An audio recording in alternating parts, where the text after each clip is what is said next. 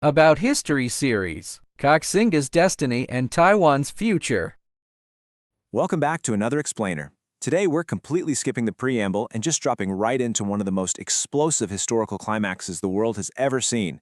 Seriously, imagine waking up to find your entire reality surrounded by an unstoppable force. Well, that is exactly where our story kicks off today. Okay, let's dive into this.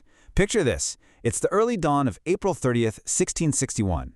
You're Philip Maj, a Dutch land surveyor stationed at a colonial fortress over in Taiwan. You wake up, rub the sleep out of your eyes, look out over the usually calm waters near your fort, and your blood just runs completely cold.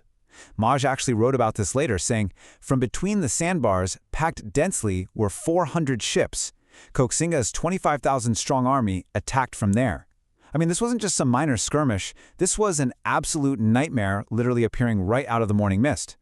Just try to imagine the sheer sensory overload of that exact moment. 400 warships literally blotting out the horizon and totally blocking the sea. You've got 25,000 highly disciplined, super high morale troops storming the beaches. And overnight, 1,000 pristine white tents sprouted up outside the fortress walls like this eerie ghost city. It was a massive symbol of unbreakable resolve, like they were definitely not leaving until they won. Add to that the blinding glint of metal helmets, massive broadswords reflecting the rising sun, all synchronized to this deafening, terrifying rhythm of military drums, and just a sea of brilliant flying flags. It was, without a doubt, a masterpiece of psychological warfare and sheer military might. So all of this brings us to the ultimate mystery, right? Who exactly is this highly disciplined commander orchestrating this massive, absolutely flawless invasion? And what specific twist of fate drove him to this very beach on this exact day? Well, to understand that, we actually have to rewind the clock back exactly 37 years. Let's see how the pieces of this giant historical puzzle were originally set into motion.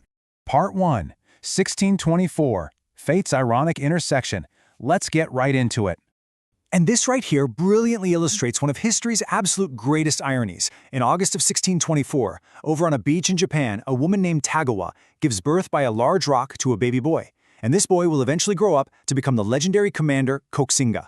But wait, at that exact same time, across the sea in Taiwan, his father, a maritime merchant and translator named Zheng Zhilong, is actively working for the Dutch. He is literally out there helping the Dutch colonial forces build the exact same fortress in Taiwan that his newborn son is destined to destroy 37 years later. Talk about a seriously twisted family legacy, right? Moving on to Part 2, From Scholar to Koxinga. So his early life was one of extreme privilege and really intense study.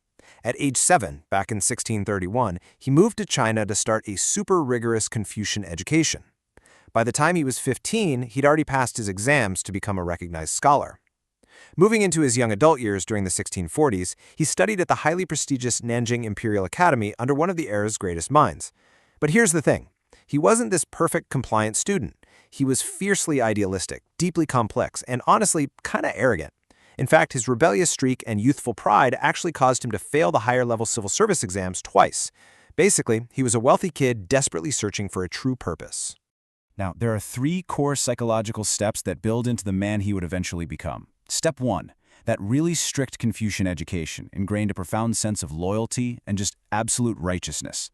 For him, it wasn't just some abstract philosophy, it was a rigid code of conduct to live by. Step 2, imperial favor.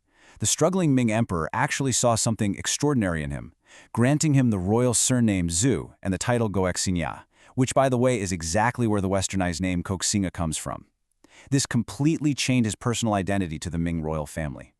And finally, step 3, his father's betrayal. See, his father was a total opportunist. When Koxinga saw his dad playing politics, it sparked this massive rejection of that kind of pragmatism. Koxinga decided right then and there that he would be the exact opposite. Unyielding, completely uncompromising, and absolutely loyal to the dying Ming dynasty. All right, Part 3, Blood, Fire, and Resolve. The rapid succession of tragedies here is honestly just staggering. In 1644, the Ming dynasty completely falls, ending nearly 3 centuries of rule when the Chongzhen emperor hangs himself.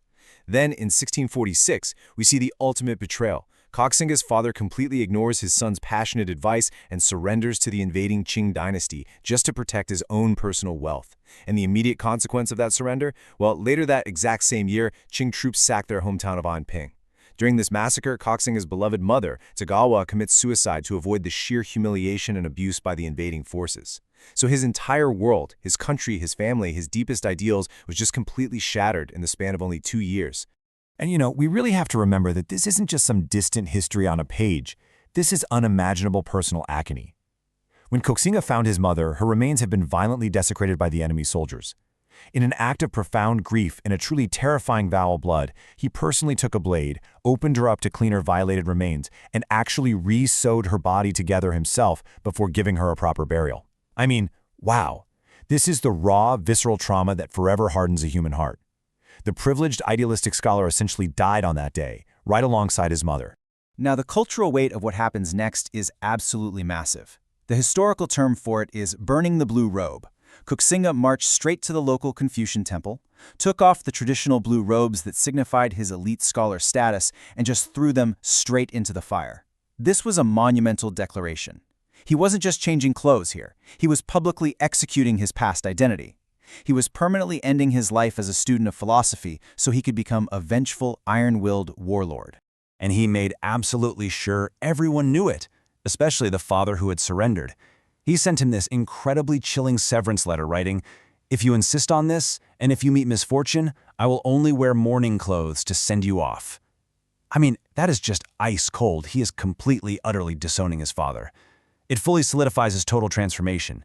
He's no longer a wealthy merchant's son. He is now a hardened commander carrying the crushing weight of a fallen nation and a murdered mother.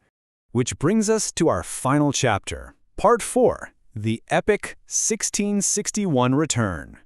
So, the crucial point is that this is exactly where 37 years of destiny solidify into hard historical data.